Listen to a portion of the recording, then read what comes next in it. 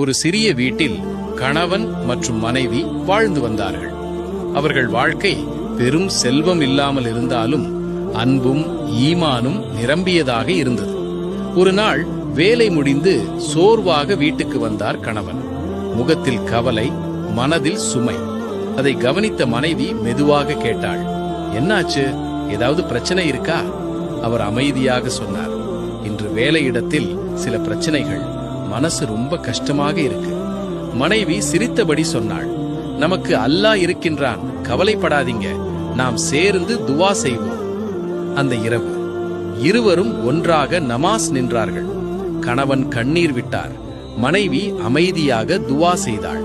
அவர்களின் வீடு பெரியதல்ல, ஆனால் அந்த வீட்டில் இறை நினைவு இருந்தது.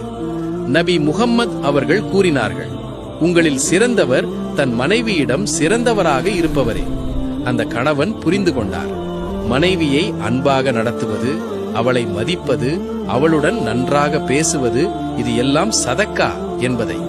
மனைவியும் அறிந்தாள், கணவனை மதிப்பது, அவருக்கு ஆதரவாக இருப்பது, அவரின் சுமையை பகிர்ந்து கொள்வது, அது ஜன்னத்திற்கான பாதை என்பதை. காலம் சென்றது, சிரமங்கள் வந்தது, ஆனால் அவர்கள் பிரியவில்லை.